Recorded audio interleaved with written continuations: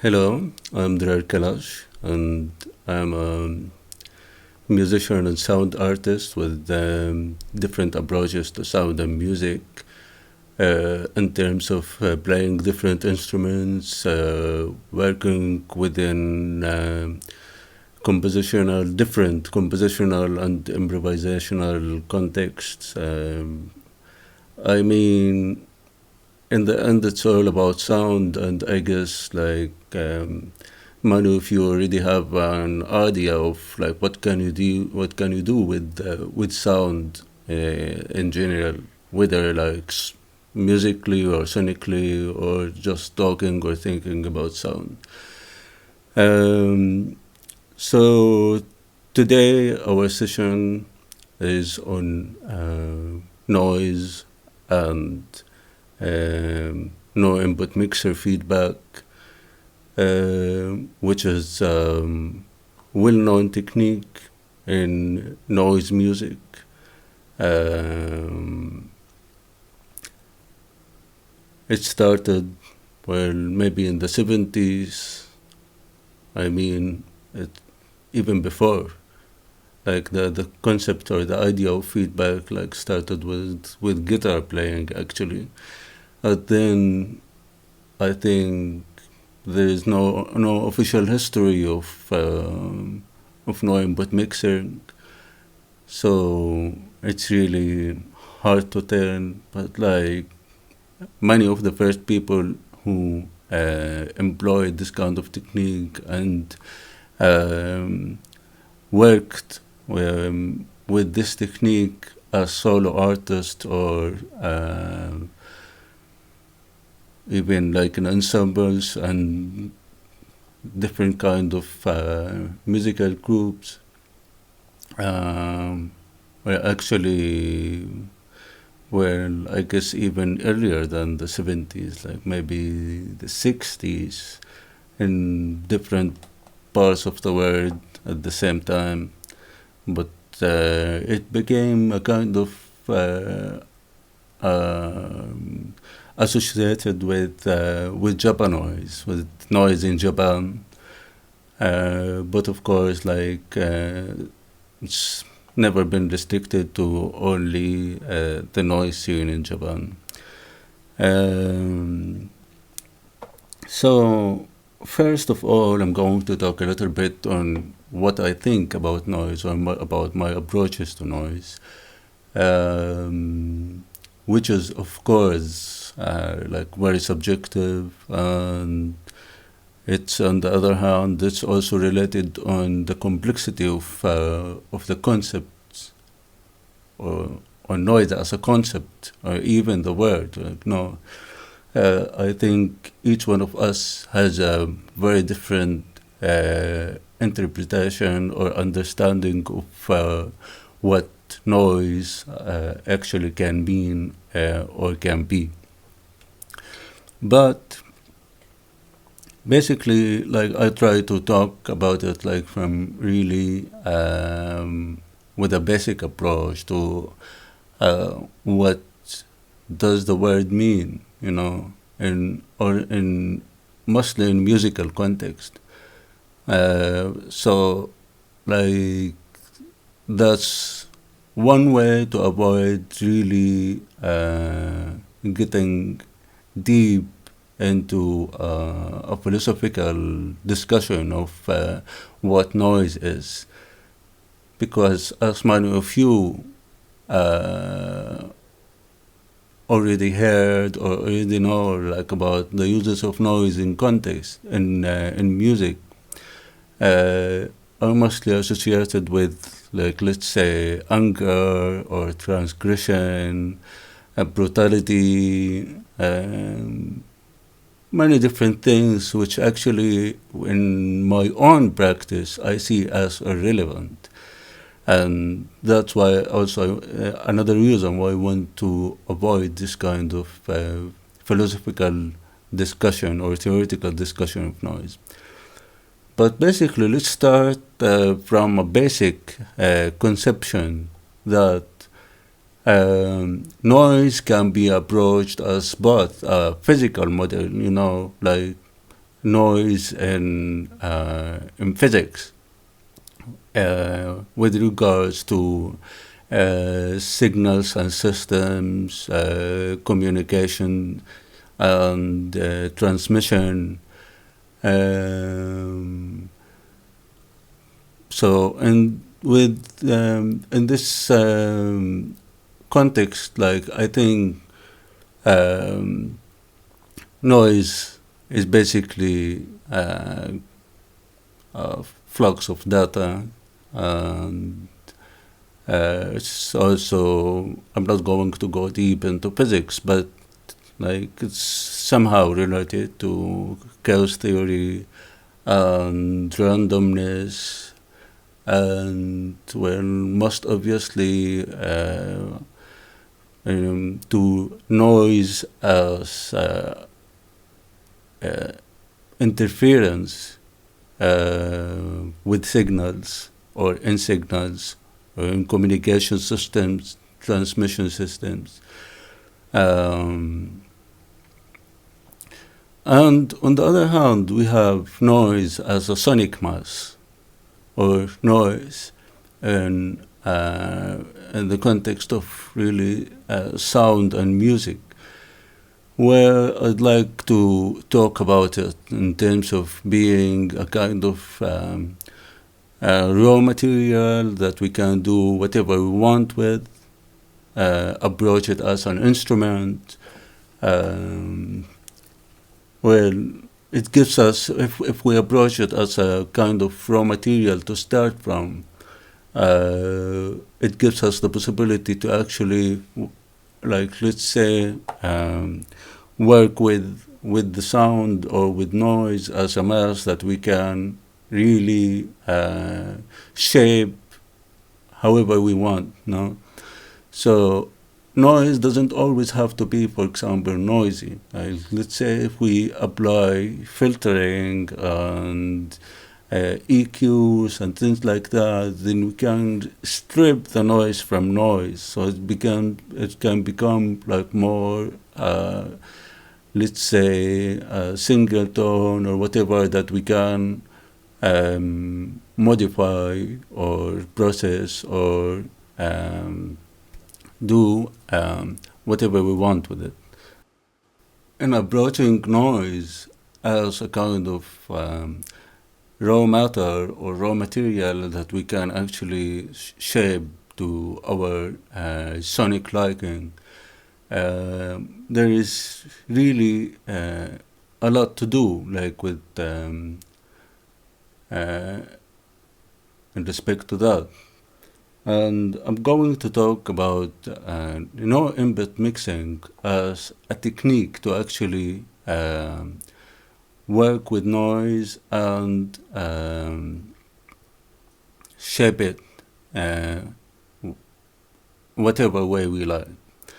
So in short, no input mixing means actually creating a feedback circuit within the mixing board itself. That means that we can connect the output of the mixer to the input of one of the channels on the mixing board. That means that we don't have an external signal to the mixer that's coming to into the mixer. So no external signals, only the output of the mixer to the input of the mixer, one of the inputs of the mixer, one channel. And I want to just warn you from now, like if you're going to try this at home, then be careful, because it can damage the mixer depending on the mixer model, depending on many things. But anyway, it can damage your equipment. And also, just like the way it is with instruments, so different mixers give you actually different sounds and different ways to work with mixer feedback. or no input mixing. Basically, it's called feedback because, well, it's output to input, then the input to the output again. So basically, that's a feedback loop. So this is basically the simple idea of working with no input mixing. The trick, or the way that we actually can enhance this kind of musical practice, is through connecting sound processors or effects within this feedback loop. So from the output, we go into, let's say, an effect pedal, then to the input again, and then we can also modify the sound, not only through working with the mixing board itself, but also through working with the pedals. I'm going to show you how it works with the mixer itself. I have a jack cable, and I have a Mackie mixer. Basically, the trick is to use the aux sense of the mixer. I don't know if you can see it from where you are, but in any mixer we have aux sense. With this mixer we have two aux sense, and basically that's the whole trick. From the aux sense we go to one of the mixer channels. So I connect aux sense 1 to channel 1. Of course, it's not plugged in. I will make a demonstration with the sound just after I finish talking about how no input mixing actually works. But once I have one of the aux sense, actually, it's an output channel, of course. So once I have this output going to the input of the mixer, still I can use the mixer output to actually connect it to speakers. And again, you have to be careful if you're planning to try this. So don't use expensive speakers or expensive amps. You can use just whatever speakers, cheap speakers, damaged speakers, and also be careful because it's going to be really high gain and high volume. You can also use the phone's connection, the phone's output, to connect it to a speaker or to headphones, but again, be careful about your ears. So basically, if I simply connect the accent to one of the input channels, and basically I get a kind of really boring tone. There's nothing much to do with it. That we can actually start to modify this kind of tone with the EQ knobs in the mixer itself.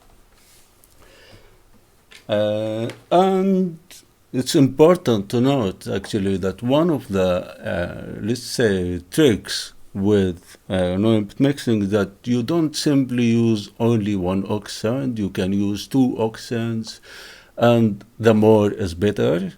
And that's my own preference, is using 4 accents, and through, of course, using different kinds of pedals and sound processors. Now, I'm going to show you one more trick that is also a way to enhance this kind of setup. It's basically, because I have one accent, And like with this particular mixer, I have two aux and 8 channels. So how can I like get the most of this kind of setup? Of course, it's kind of tricky because I have two aux. That means I can connect them only to 2 channels.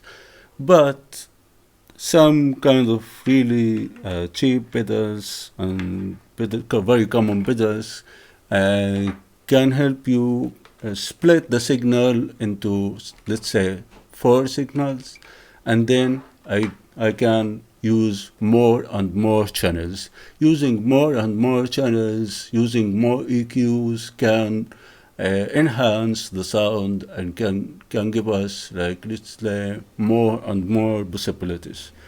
So the idea is to use something like this headphone amplifier from Behringer.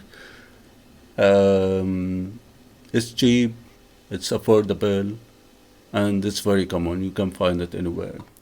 So basically, I can use one of the aux as an input to this pedal, and then I have 4 outputs that I can connect to 4 channels in the mixer. That's an easy solution to, let's say, expand your no input mixing system. So if I have, like, as I said, with this mixer, I have 2 aux and 8 channels. So basically, I can use 2 of such pedals, and then my mixer is full. I connect each one of those to one aux, and then the output of those to basically all of the channels on the mixer. One more thing, and one nice thing about this specific pedal is that it's also you can control the volume and the gain here, so you have extra control. In no input mixing, each control you have is really valuable, and it can really modify the sound in many, many different ways, as we're going to hear in a little bit.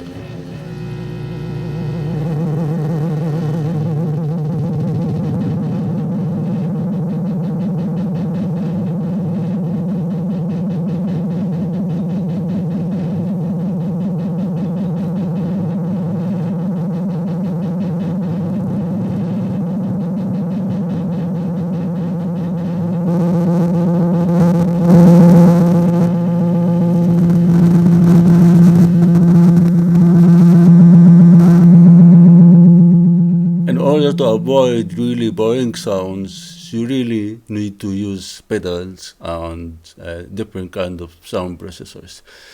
There is no specific rule for that. I mean, you need to experiment. I mean, even if you are using like one specific pedal, of course, like the more you get used to this kind of setup, you will know actually how to operate it and create, like, let's say, specific sounds.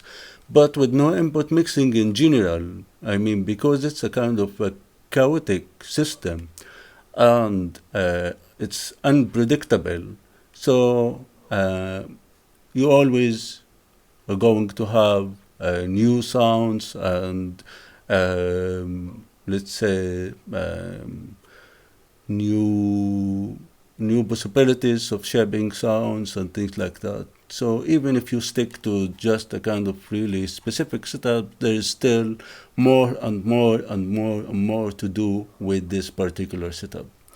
So it's not really about just stacking pedals and getting whatever pedal and just, accumulate them. But for the start, I'm going to talk about, like, really one of the most common pedals like delay and reverb pedals, and as you can see, like those are like really